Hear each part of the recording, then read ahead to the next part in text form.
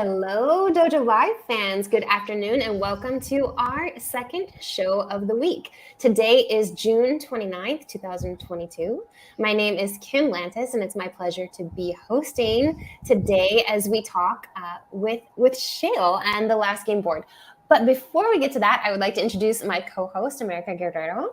Hey, good Hey, afternoon for me. Hey, America. for Yes, everybody. afternoon for everyone, barely for me.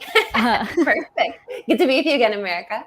So, as I said, today we've got with us Shail Mehta, the CEO of the last game board, here to talk about Gameboard with us. Thank you so much for joining us, Shail. Thank you for having me. I'm so excited to be here and show you Gameboard. Yeah, we're excited to see it. We've got a lot of heavy gaming shows going on at Dojo Live lately, and it's really exciting because I mean, for me, you can think of this industry, everything's sort of like the same, but it's completely not. There's so much variety and so much application, and we're excited to dive into this. But before we do, Shail, we'd like to get to know you a bit better. Can you please share a bit about who you are, your background, and kind of how that led up to Gameboard? Yeah, sure, absolutely. So, my name is Shail Mehta. I'm the CEO and co-founder of Gameboard, and I've always been a gamer my whole life. My family came here from India. We immigrated from here immigrated to here in the early 90s, and we moved to Kansas, Manhattan, Kansas. My dad actually got a scholarship to study at KSU, so that's how my family came to the U.S. And I connected with a group of kids playing like a simple board game when I first came here. And in the 90s, it's like, pre-internet. I'd never seen an American person in my life, in real life, maybe on like TV, but that's kind of it. It was the first time that I felt so out of place, right? You feel like you've just been tossed into like an alien planet, literally. Everything is so drastically different and you really don't have you're not really prepared for something like that. And I just remember connecting with a group of kids over a simple board game of snakes and ladders. And I think that's the truth of gaming. And the truth of humans, not just kids, but we all want to connect. And gaming to me is like math, right? It's this great equalizer. You don't have to speak spoken language in order to understand how to play a game. And I think that's the beauty of tabletop and board games, despite country, language, religion, boundary, whatever it is, every person on the planet has played a board game. Every single one. Yeah, for thousands and thousands of years. We're still trying to figure out how the Egyptians played some of theirs, right? Exactly. And I mean, you see like cave drawings of like shapes and anyway, there's so many incredible stories. But anytime that you talk to anyone about, I always ask, when's the last time you played a board game? Or what was the last board game you played? And they have this immediate connection to family and friends gathering, whether it's like really happy or really like, man, we fight every Christmas playing out. Everyone has a story around it. What other product on the planet can do that connects us all so deeply and profoundly that you have this immediate connection to something in your past or present? You play it all the time, but yeah. I love it. So that's the heart behind the last game board. What was it that was this aha moment for you as far as a product or a business opportunity? Yeah, I don't know if it was one moment. I think it was a lot of little moments. So because I'm a gamer, I played Dungeons and Dragons. I love playing tabletop. I just love playing games in general. And I have my entire life, career-wise, I studied political science and finance. Like I worked for, the State Department for the Nuclear Regulatory Committee as a consultant.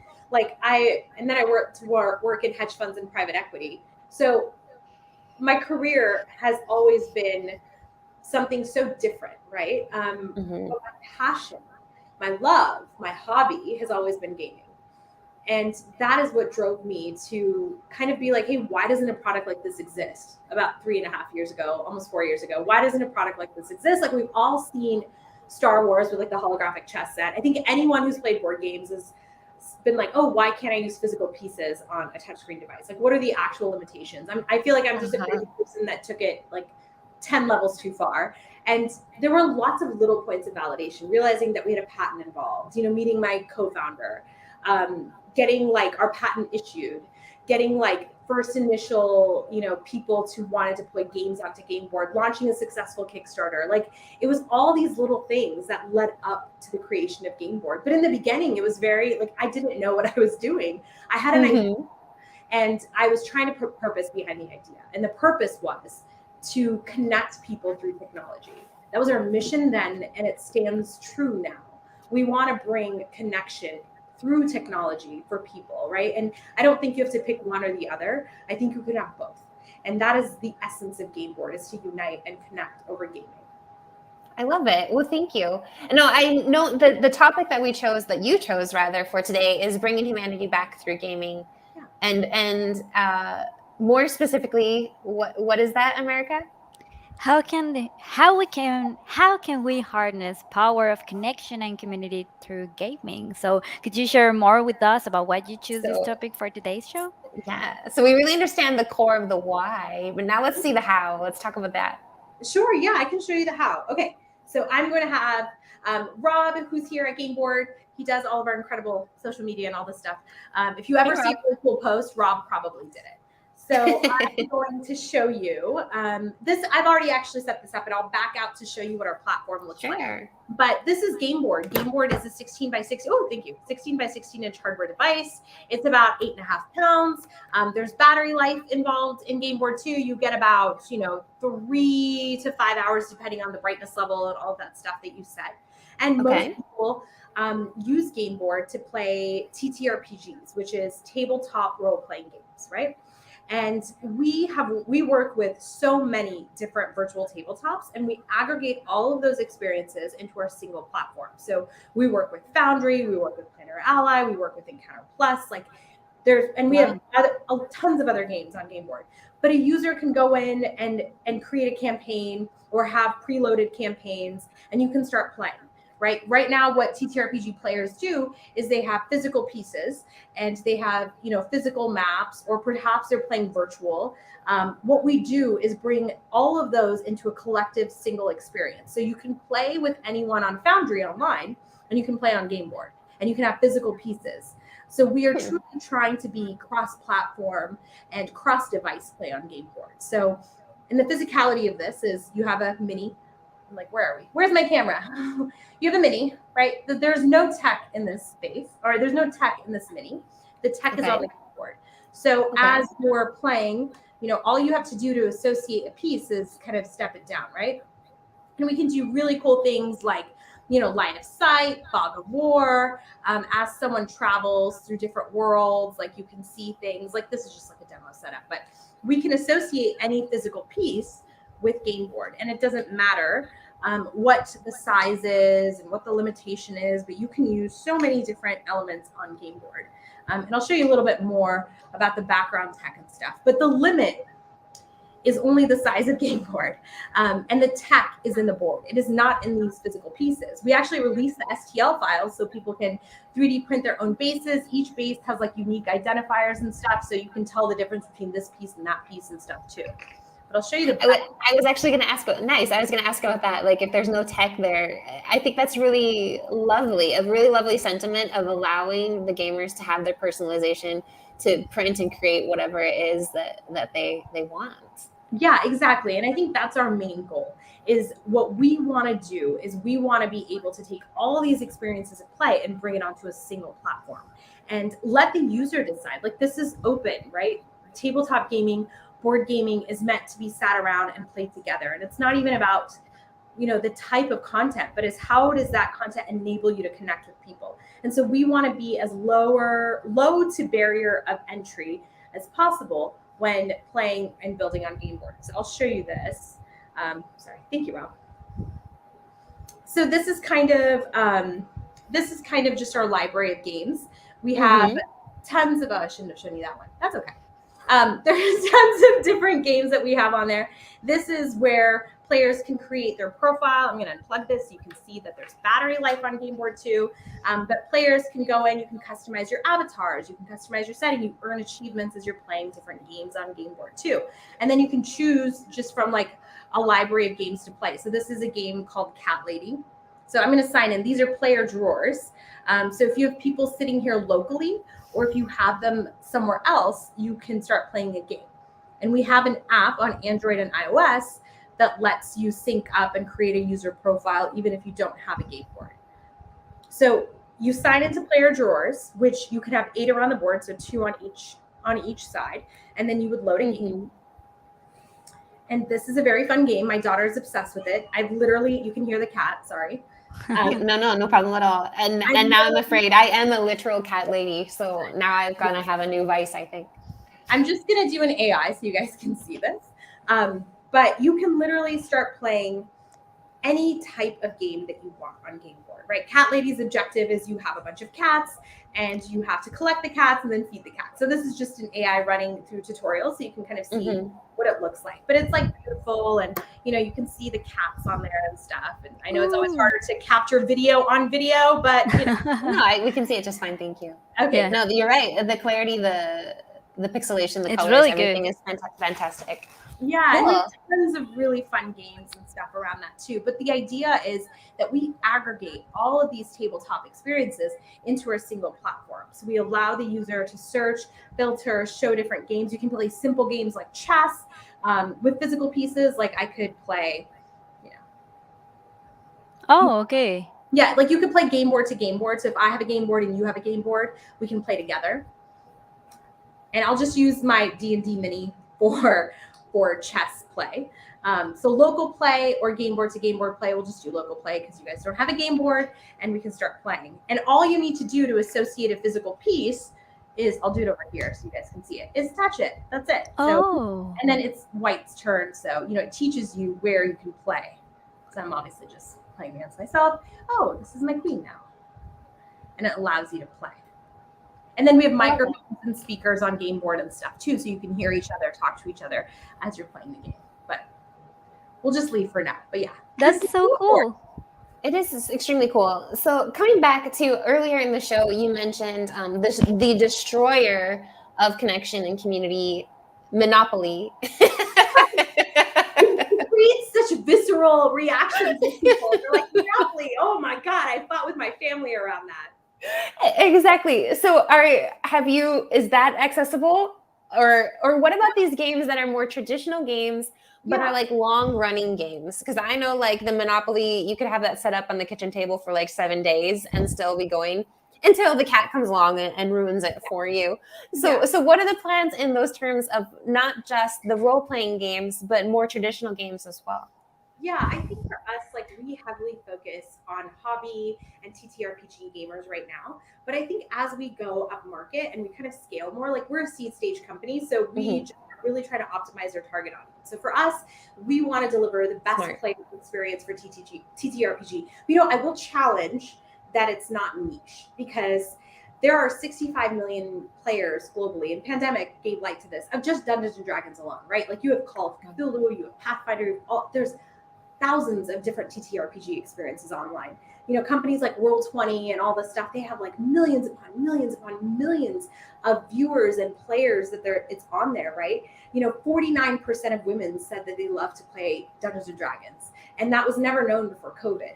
I don't think that it's niche and hobby. I think more people play board games and are aware of how to play games, not just, heavy TTRPG games, but games like Catan and games like, Terraforming Mars and Viticulture and Wingspan. And there's such a powerful audience, but because it's analog, because it's one consumer buying it and someone purchasing it, you don't have any data around it.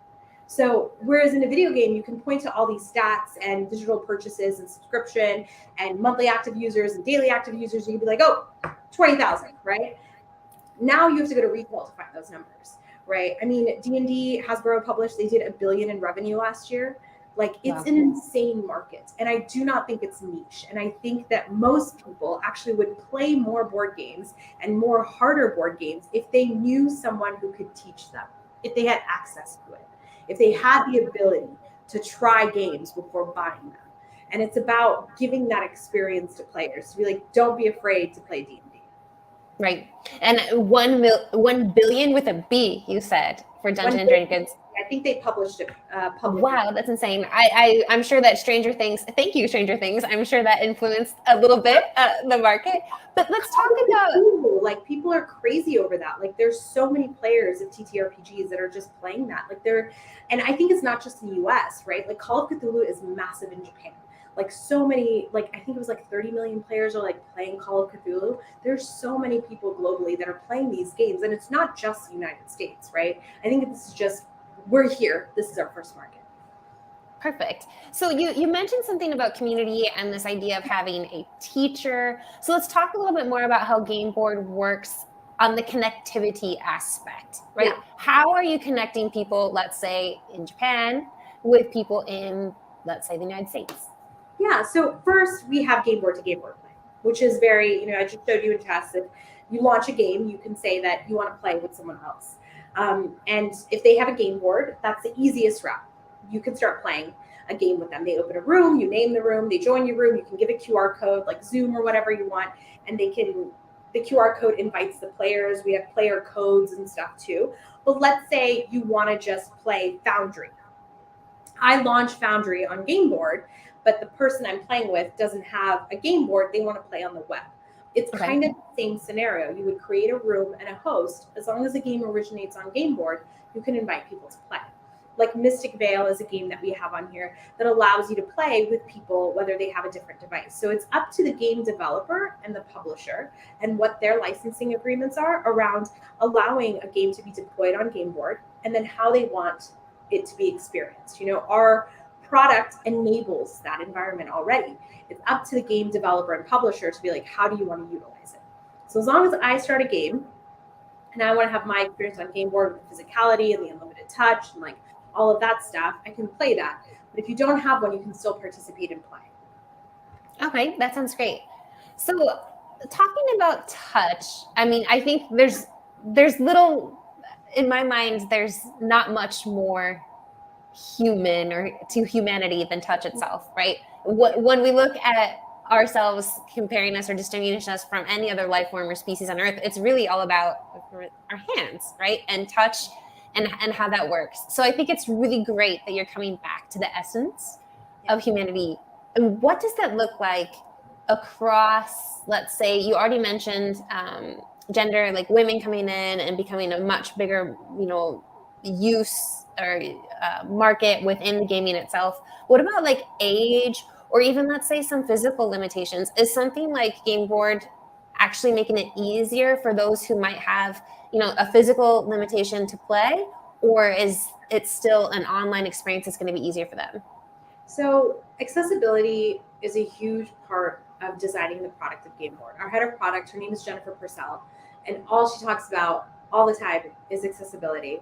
She wants, for us, that isn't just exclusive to able-bodied people. It's differently able people too, right? We want to be able to allow people, we can do different hand gestures, and we're very cognizant of which hand gestures, because perhaps people might not have a full hand, right? Like, how can you really utilize when I say unlimited touch, right? What we're doing on Gameboard with touch is how do you use your hands in real life? You pick up a physical piece, you set it down, you might roll digital dice and roll them onto Gameboard.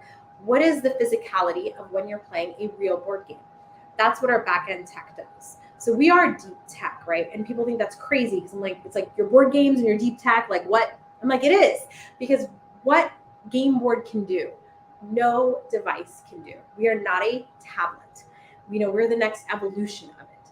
And it is, how do you use your hands in real life? We emulate on the surface of Gameboard. You can hide cards, you can use obviously the physical piece, but we can do unlimited gestures and touch.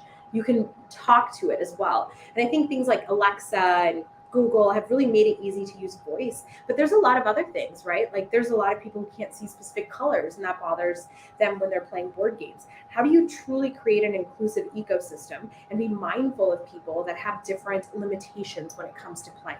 So for us, that is of utmost importance when we are building the core product of what is Gameboard. Have you built a game for this board, specifically just for this board? You mean like an adaptation specifically of this board? Yeah, all games are specific. You cannot play you can't play any of these games like you can on Gameboard. Okay. Okay, got it. But I think you're referring to maybe like a proprietary game, like a game unique to Gameboard, like exactly. Not only on Gameboard and nowhere else. No, that would diminish the purpose of what we're doing. Okay. We are about open, and we are about collecting and aggregating experiences and bringing them on. right? What we do is we have an open SDK, so anyone can go and build a game for Gameboard and bring it online, right? We allow the developer to do that, like think more Roblox style that way.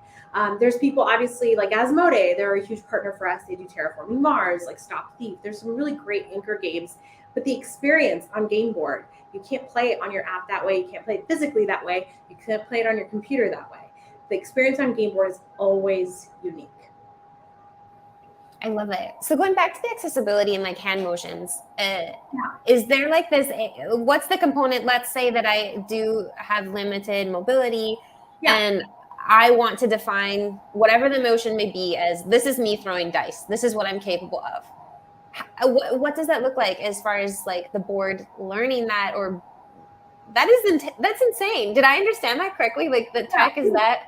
Yeah. So, and I think this is the key to accessibility, is not to shove one way of doing something down the user, right? So perhaps a user can't do that, right? Whatever your limitation is, you are not able to do that. You can roll digital dice, you can roll physical dice, you can speak to the game board. We don't have that capability right now, but you can speak to the game board to roll dice, right? That's the vision of what we want to build. That doesn't exist with the voice capability yet, but it's about how can you allow different types of play to occur, and how can we be open enough to let a developer do that?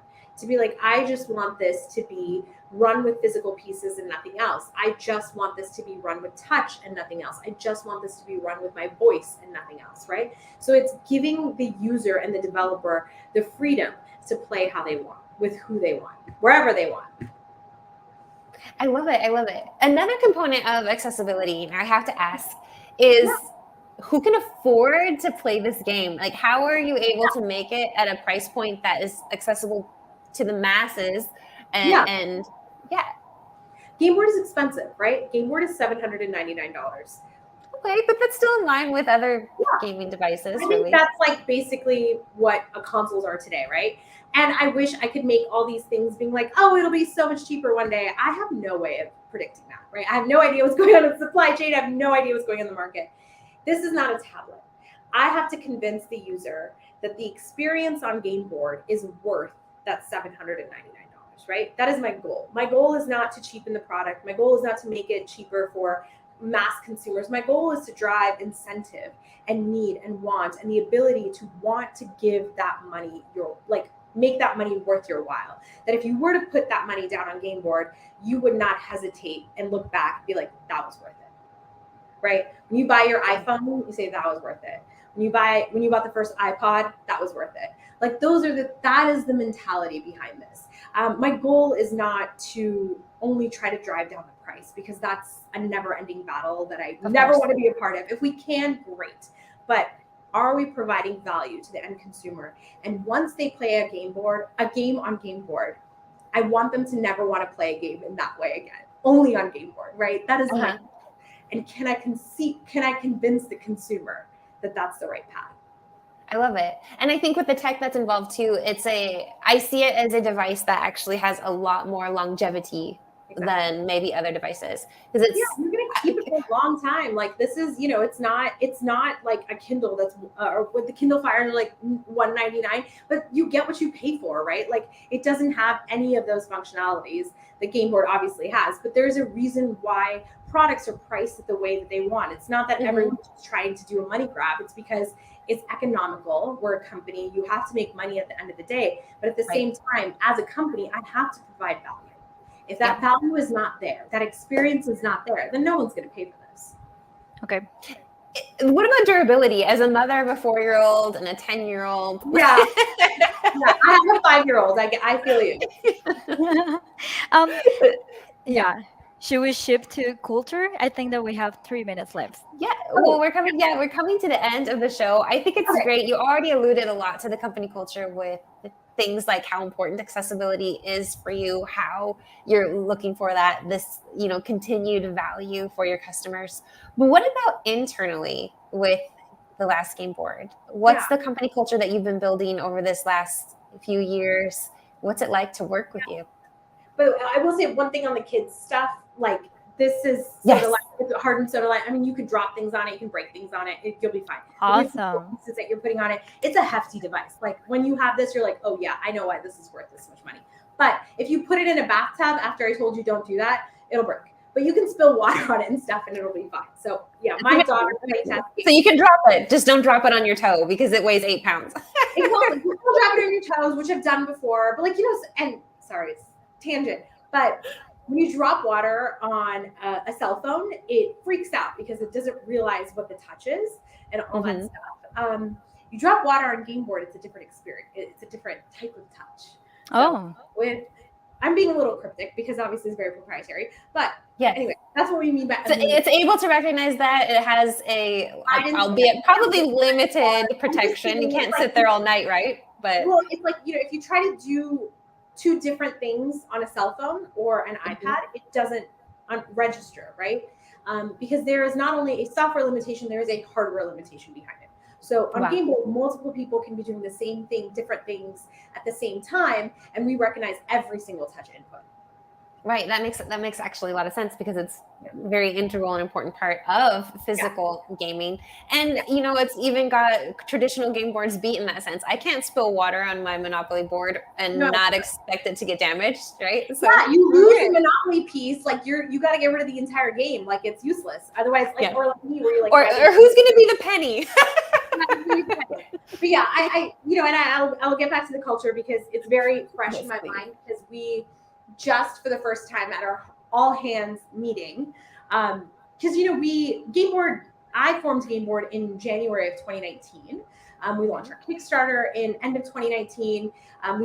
We got our patent in 2020, but we really got funding and all that stuff in 2020 during the pandemic. And we did really well. We signed a bunch of business partnerships on pandemic. We got our patent issued. We formed a team. Our team has formed in 2020. We formed during the pandemic. It was the first time that we were all together. We're here in Denver. And I've been a huge proponent that you have to set mission and you have to set vision, right? That's my job, is to set mission and vision. But culture is so different. Culture has to be organic. And it has to come from a collective.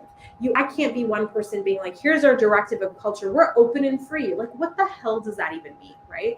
Like, you have to emulate and embody what you want to do. And as leadership, that is our primary responsibility, is to let people voice their opinions, be critical, take it, right?